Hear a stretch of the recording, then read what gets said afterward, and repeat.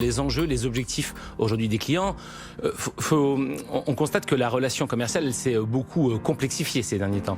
Et c'est vrai que le commercial probablement a une opportunité dans ce nouveau paradigme, c'est celle finalement d'être présent beaucoup plus souvent avec ses clients pour justement co-construire avec lui des solutions à forte valeur ajoutée. Parce que quand on y réfléchit bien, aujourd'hui la place de la fonction commerciale dans la chaîne de valeur des entreprises est recentrée. Puisque dans beaucoup de domaines, vous savez, il y a beaucoup d'initiatives aujourd'hui pour relancer la production industrielle en France. On a lancé la French Fab, la French Tech. Ça c'est formidable, mais on ne peut pas dissocier ces initiatives du développement du talent commercial français. Parce que vous savez, une idée n'existe que si elle est vendue. Et donc il est extrêmement important de le valoriser et de le dire. Alors c'est formidable qu'une émission comme la vôtre puisse en être le relais, mais il y a quand même beaucoup de travail encore pour qu'on puisse mieux valoriser nos métiers, mieux les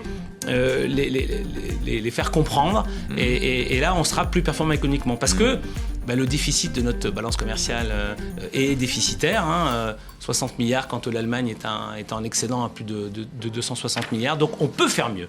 On peut faire mieux et justement pour accompagner ces initiatives, nous recommandons de développer l'intelligence commerciale dans notre pays. Mais là aussi, on parle effectivement des métiers commerciaux en général, mais si on prend plus particulièrement les cadres, eh bien l'APEC nous indique que 30% des postes de cadres recrutés, un tiers de ces postes seront des fonctions commerciales. Donc on voit bien que la fonction commerciale, elle recrute à tous les niveaux.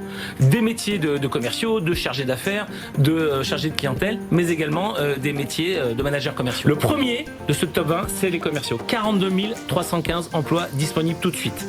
Le troisième, c'est les vendeurs, 27 820.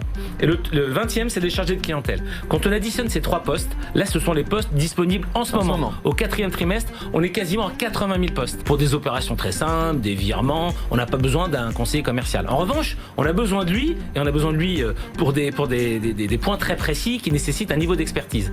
Donc on a besoin de commerciaux, certes, mais de commerciaux d'élite, bien formés.